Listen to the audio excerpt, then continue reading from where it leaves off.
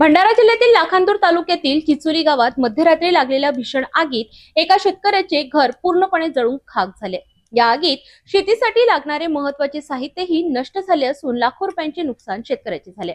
भंडारा जिल्ह्यातील लाखांदूर तालुक्यातील ग्राम चिंचोली येथे 25 मार्च रोजी मध्यरात्री दुर्दैवी घटना घडली। देवीदास जांभूळकर या शेतकऱ्याच्या घराला अचानक आग लागली। आग कशामुळे लागली याचे कारण अद्याप स्पष्ट झालेले नाही। आग लागल्याचे लक्षात येताच परिसरातील नागरिकांनी तातडीने घटनास्थळी धाव घेत आग विझविण्याचा प्रयत्न केला। मात्र आगीने काही क्षणातच रौद्र रूप धारण केल्याने घरातील बहुतांश साहित्य जळून खाक झाले। या आगीत शेतीसाठी उपयोगी असलेले सुमारे 50 पाईप, औषध फवारणीचे यंत्र, दुचाकी, सायकल आणि इतर जीवनावश्यक वस्तू जळून नष्ट झाल्या आहेत। प्राथमिक अंदाजानुसार या आगीत 1 ते 1.5 लाख रुपयांचे नुकसान झाले आहे। घटनेची माहिती मिळताच चिंचोली सरपंच प्रमोद प्रधान यांनी घटनास्थळी भेट देत नुकसानीचा आढावा घेतला। तसेच पीडित शेतकरी देवीदास जांभूळकर यांना शासकीय मदत मिळावी अशी मागणी त्यांनी केली आहे।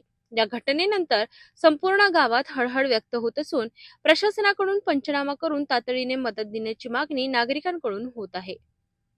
तर ही होती चिचोली गावातील आगीची धक्कादायक घटना। प्रशासनाकडून मदतीची अपेक्षा व्यक्त केली जात आहे। या पीडित शेतकऱ्याला लवकरात लवकर दिलासा मिळेल का हे पाहणं महत्त्वाचं ठरणार आहे।